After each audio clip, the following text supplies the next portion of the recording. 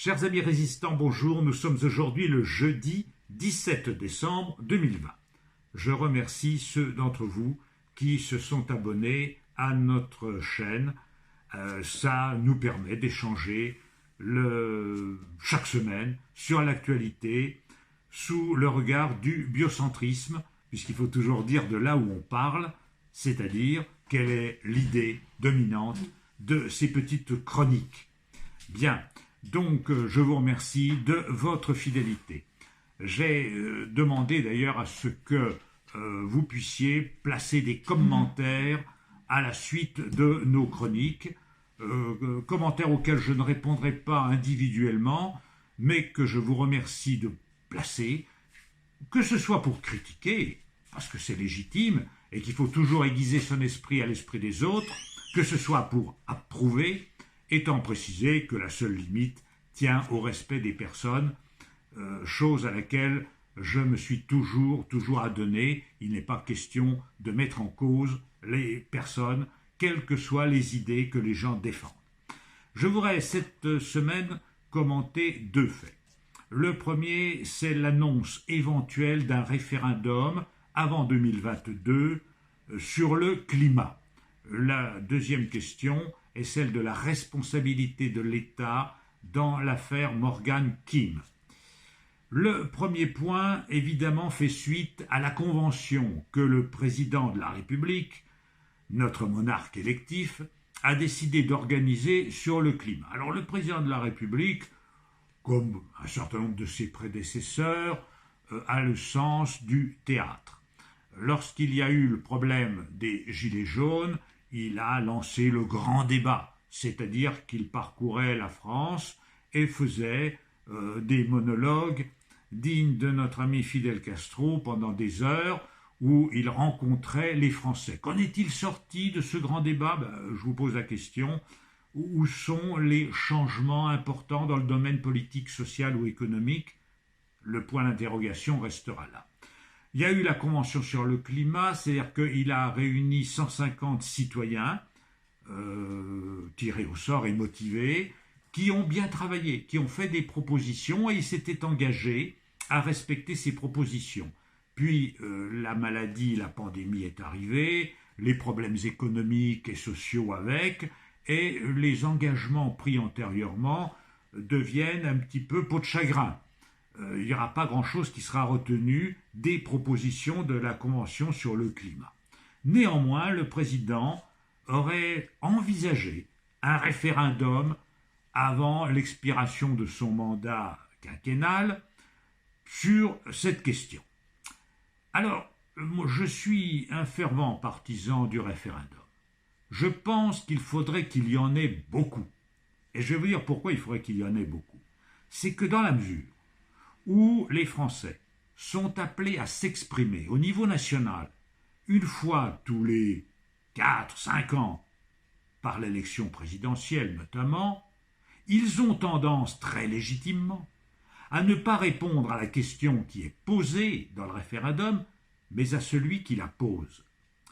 Or, le président Macron, qui sera réélu en 2022, puisque il va assécher la droite dont il fait la politique, et que la gauche sera beaucoup trop divisée pour arriver à maintenir un candidat au second tour, donc il sera réélu. Il sera réélu bien que 70% des Français condamnent radicalement sa politique. Mais il sera réélu par l'astuce, évidemment, du Rassemblement national qui sert de repoussoir et de piège à gogo, c'est-à-dire que les gens de gauche vont faire barrage à Mussolini. C'est une tactique ridicule qu'utilisent les politiciens français pour faire voter au canon les Français. Bon, donc, qu'est-ce qui va se passer ? Étant donné que le peuple ne peut pas s'exprimer vraiment, quand le président de la République va poser la question référendaire sur le climat, beaucoup de gens vont être tentés de répondre, non pas à la question sur le climat, mais à sanctionner le président de la République en criant un grand non. Non à Macron, non à sa politique, non à la suppression de l'ISF, non à la majoration de la CSG, non au tout privatisation, etc. Bon, donc, je suis dubitatif et ennuyé. Si le référendum rentrait dans la culture de ce pays, c'est-à-dire si tous les 3 mois ou 4 mois ou 5 mois, les Français étaient appelés, comme les Suisses, à légiférer par voie référendaire, cela conférerait au référendum sa dimension législative, c'est on répondrait à la question posée et non à celui qui la pose. Ce qui n'est pas le cas si on fait un usage politicien du référendum, c'est-à-dire un instrument de diversion à un moment donné. Faisons du référendum un instrument législatif, surtout quand il n'y a plus de parlement digne de ce nom, mais une chambre d'enregistrement peuplée de petits soldats des présidents successifs, du fait de la coïncidence de l'élection législative qui suit immédiatement l'élection présidentielle, donc qui assure au président, quel qu'il soit, une majorité de gens qui sont élus uniquement parce qu'il y avait la tête du président sur leurs affiches. Donc, comme il n'y a plus de parlement en France digne de ce nom, il faudrait qu'il y ait des référendums dignes de ce nom. C'est-à-dire qu'on ne réponde plus à celui qui pose la question, mais bien à la question posée, donc à la question sur le climat. Cette question sur le climat, que sera-t-elle ? Il est évidemment probable que le président de la République et son gouvernement de républicains, c'est-à-dire de chasse, pesticides, béton et tradition, ne va pas poser une question révolutionnaire. On ne va pas mettre la protection de la biodiversité et la protection du climat vraiment à l'ordre du jour. Néanmoins, il est possible que ça aille dans la bonne direction. Par exemple, que l'on nous pose le principe de savoir si la préservation du climat de la Terre constitue un engagement constitutionnel pour la France. Ça mange pas de pain, comme on dit, hein. Cette question, je serais tenté d'y répondre par le oui. Pourquoi ? Parce que ça va dans la bonne direction. Et vous savez, en politique, la direction est plus importante encore que le but. Parce que le but, on ne l'atteint parfois que d'une manière tangentielle. C'est-à-dire qu'on y va vers le but, mais le chemin est plus important que l'arrivée. Donc, si la direction est bonne, il ne faut pas bouder son plaisir et dire « écoutez, oui, ça va dans la bonne direction », donc j'ai tendance à répondre oui. Oui, mais je réponds non à celui qui la pose. Donc ça crée un embarras, et voilà pour laquelle je suis assez réservé sur cette initiative référendaire qui risque fort, comme toujours en France en la matière, d'être une réponse plébiscitaire, ce qui a toujours été le cas de nos référendums depuis Napoléon qui en faisait un usage plébiscitaire.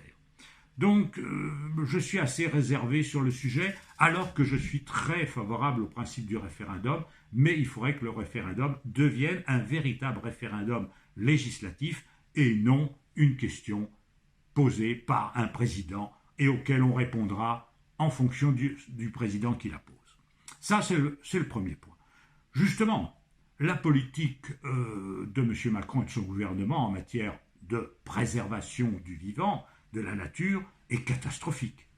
Aucune mesure concrète n'est prise pour sauvegarder la biodiversité et pour protéger les droits des personnes qui ne chassent pas. Alors évidemment, j'emploie un gros mot parce que dans les milieux politiciens, dans les milieux préfectoraux, dans les milieux ministériels ou de la haute fonction publique, il ne faut surtout pas parler de chasse.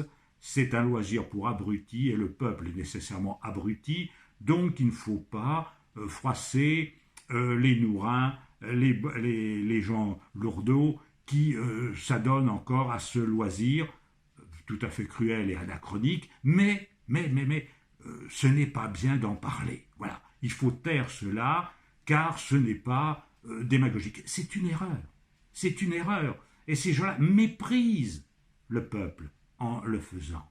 Non, il faut réduire la chasse, la direction. Bien sûr, moi je suis pour l'abolition, je suis pour l'abolition, mais tout pas dans la direction d'une abolition sera une bonne chose. Les artichauts se mangent feuille à feuille. Actuellement, la réglementation de la police des armes à feu en France résulte d'une circulaire ministérielle du 15 octobre 1982. Oui, une une circulaire du ministre de l'Intérieur de l'époque qui s'appelait Gaston Defferre, lui-même chasseur. Et que dit cette circulaire? Instruction donnée aux préfets, qui ont la police des armes à feu. La police des armes à feu en France est la suivante. Il est interdit de tirer en direction des habitations et à portée de fusil. Voilà ce que préconisait le chasseur Defferre à ses préfets. Et les préfets ont bien sûr adopté cette réglementation, qui est une réglementation absolument grotesque. Il est interdit de tirer en direction d'une habitation et à portée de fusil. Si vous tirez en direction et à portée de fusil, ça veut dire que vous tirez sûr et vous atteignez le but. Tirer sur les maisons, on se serait douté que c'est interdit. Cette réglementation est complètement débile. Bon. Et elle aboutit à quoi? Elle aboutit au fait qu'en France, la chasse est une activité dangereuse, est une activité prégnante qui dérange nos concitoyens. Le 2 décembre, un jeune homme de 25 ans a été tué dans le Lot, dans un petit village qui s'appelle Cajarc. Il a été tué par une balle destinée à un sanglier. Il était chargé de famille parce que ses parents sont décédés, il a un petit frère de 11 ans. Et cet homme est mort, il n'y a pas que lui. Il y a des dizaines de personnes qui chaque année perdent la vie en France à cause de la chasse. Alors, évidemment, le lobby chasse va vous dire, vous savez, l'alpinisme, ça tue. La plongée sous-marine, ça tue. Le nautisme, ça tue. Oui. Mais ça tue des gens qui pratiquent. Ça tue des gens qui ont choisi un sport qui leur permet de s'épanouir en assumant les risques. La chasse tue des gens qui ne demandent rien, qui sont chez eux. Le jeune homme, il coupait du bois chez lui. Alors, voilà. Donc, si vous voulez, ce que je dis, c'est que l'État est responsable de cela. L'État est responsable parce que nous vivons sous une dictature, la dictature d'un lobby. Et la réglementation française n'est pas protectrice des citoyens. 80% des Français souhaitent des dimanches sans chasse. 93% des Français souhaitent que la faune sauvage soit protégée au même titre que les animaux de compagnie. Ce sont des sondages faits non pas par des associations sur le coin d'une table dans un stand de foire. Ce sont des sondages faits par des instituts spécialisés qui savent sonder l'opinion publique. Mais le président de la République, dans son château, entouré de sa famille, de ses amis, est sourd à cela.